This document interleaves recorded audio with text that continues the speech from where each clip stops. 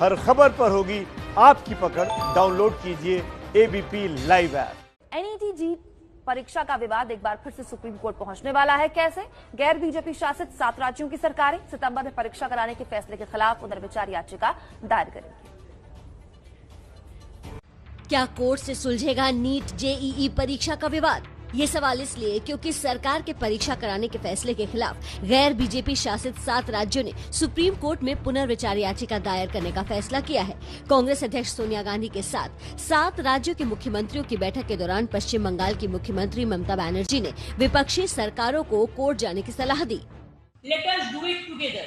Let us go to Supreme Court and let us request them to postpone it for the time being unless the situation allows students to sit for exam.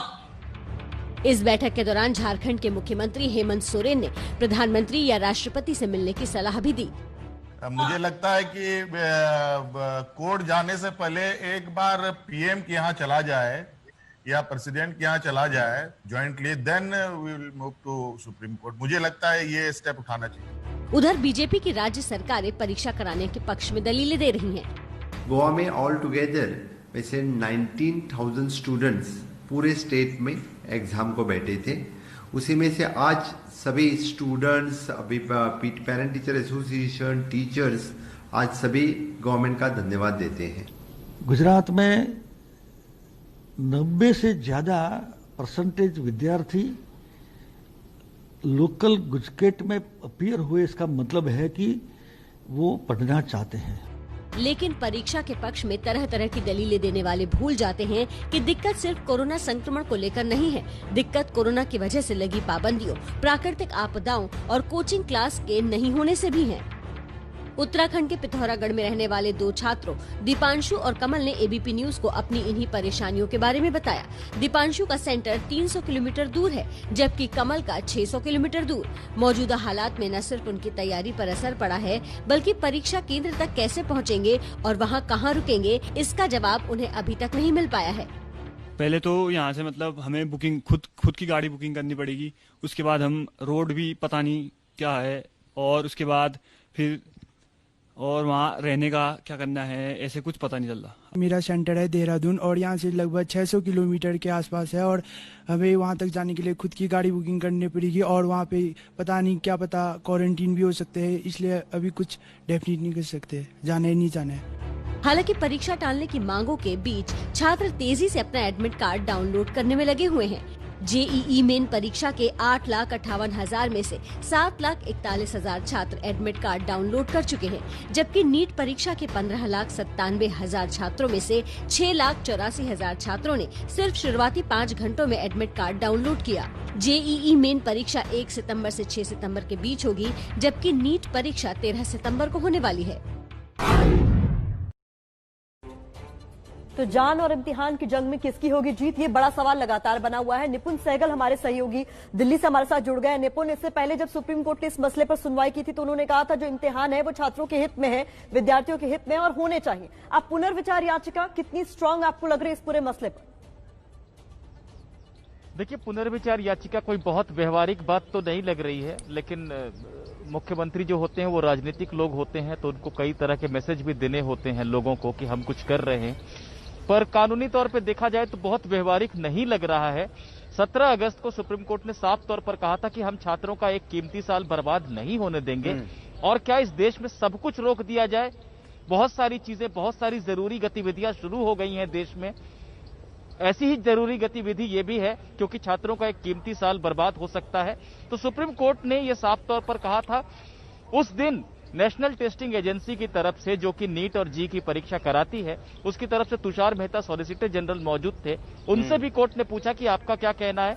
उन्होंने आश्वासन दिया कि पूरी सुरक्षा दी जाएगी छात्रों को। उसके बाद कोर्ट ने कहा हम सुनवाई नहीं करेंगे।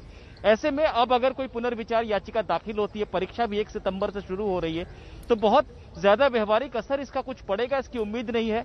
हालांकि लेकिन एक बड़ा सवाल ये है, जो लोग तर्क दे रहे हैं कि परीक्षा नहीं होनी चाहिए, वो कह रहे हैं कि सुप्रीम कोर्ट भी बंद है, वहां पर फिजिकल हियरिंग नहीं हो रही है, इसके अलावा संसद भी बंद है।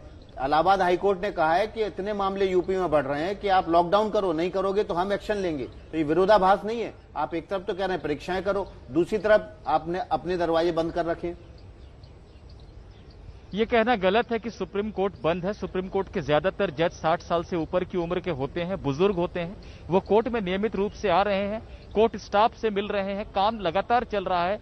बस ये है कि वीडियो कॉन्फ्रेंसिंग के जरिए सुनवाई हो रही है, लेकिन कोर्ट ने अपना काम बंद नहीं कर दिया है। कोर्ट ने कई मामलों में, जैसे पुरी की जगन्नाथ रथ यात्रा थी, वहां पर भी शुरू में तो रोक लगाई, लेकिन बाद में जब यह आश्वासन सरकार ने दिया कि पूरी सुरक्षा दी जाएगी और बीमारी को नहीं फैलने दिया जाएगा, तो कोर्ट ने कहा जब सरकार ये कह रही है, उसी तरह से यहां पर भी इस मामले में भी सरकार ने आश्वासन दिया, जिसके बाद कोर्ट ने अनुमति दी। तो अब ये सरकार की जिम्मेदारी है कि जो कोर्ट में कहा था उसको कैसे उसका पालन करती है। बहुत शुक्रिया निपुण सहगल। इस पूरे मामले में जो भी अपडेट होगा, उम्मीद है सबसे पहले आप ही से, एबीपी न्यूज के दर्शकों को मालूम होगा। तो एक तरफ देखिए, सरकार परीक्षा से पीछे हटने को तैयार नहीं है, तो दूसरी तरफ विपक्ष परीक्षा को टलवाने के लिए सुप्रीम कोर्ट जाने को तैयार है। सरकार परीक्षा करवाने को लेकर दलीलें दे रही है, तो कई लोगों को यह लगता है कि मौजूदा हालात में परीक्षा करवाने पर छात्रों के साथ इंसाफ नहीं होगा।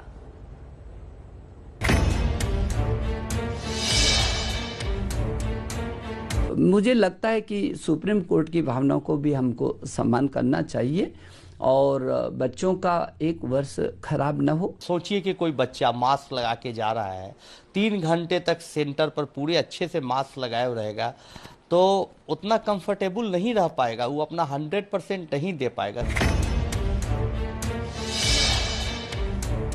सब न्यू नॉर्मल की तरफ जा रहे हैं, तो हमको विद्यार्थियों का भी सोचना चाहिए। और IIT दुनिया की सबसे प्रेस्टिजियस इंस्टीट्यूशंस हैं, हमने उसकी गरिमा दशकों में बनाई है।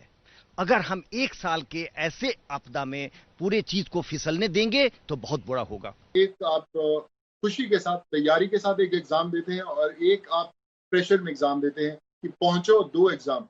मैं गारंटी से कह सकता हूं कि चाहे सारे के सारे स्टूडेंट्स तैयार हो, उनकी तैयारी हो और कैसे भी गिरते उठते पहुंच जाएंगे अपने एग्जाम सेंटर्स में, पर आज आप एग्जाम दे लीजिए और 60 दिन बाद दे लीजिए, जो परसेंटेज, जो स्टूडेंट्स की क्वालिटी, जो उनकी परफॉर्मेंस में फर्क होगा, वो जमीन आसमान का होगा।